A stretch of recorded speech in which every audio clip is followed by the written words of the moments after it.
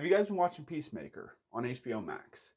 Because I have, and all I can say is while a lot of people like to call John Cena the Superman of professional wrestling, to me, he will now forever be known as Peacemaker. That's right, for the first time, my love of professional wrestling and my love of goofy comic book craziness collide in this very unique show. If you saw The Suicide Squad, this show takes place immediately after, maybe around 5 months after that, when Peacemaker has recovered from his injuries they sustained in that movie. Peacemaker as a character is very tragic in my opinion. He's a guy who was raised to be a killer, who thinks he's a hero, but he does a lot of bad things. And in the show, it shows that he's having doubts of what he originally believed was that he's the good guy, he's the hero, and he only kills bad people.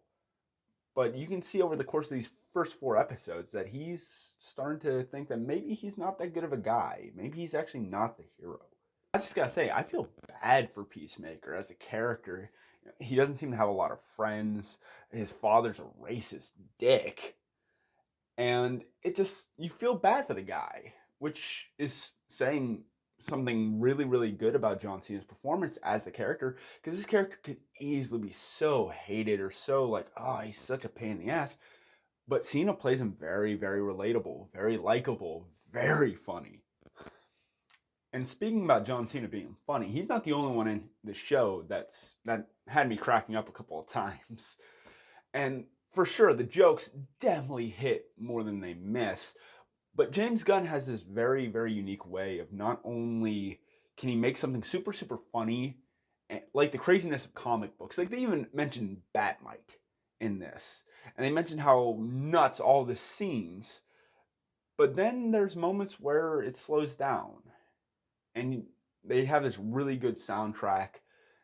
And you see John Cena's Peacemaker just by himself. And it just hits the feels, man. And like it's relatable in so many different ways about abandonment, loneliness, questioning your own morality and duty and what you're supposed to be doing with your life. The show definitely has some heavy moments. Along with those heavy moments, I gotta say, this whole invasion of the body snatchers vibe that Project Butterfly gives off is very, very cool. It definitely has me questioning who can you trust, who can't you trust, what's going to happen in the next couple episodes, and what's behind all this. It's obviously an alien invasion, but why? What's the purpose? And will this lead to other cosmic entities from the DC universe showing up either on this show or spinning off to their own show?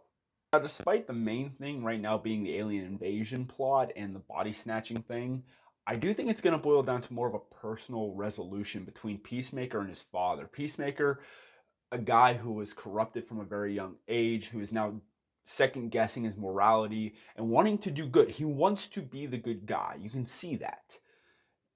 Versus his father, who raised him to do his work and make his kind of peace, and who is just overall an asshole. I think it's going to end with these two coming to blows. So I do plan on talking about Peacemaker again when the last couple episodes come out and we had the full story about everything going on.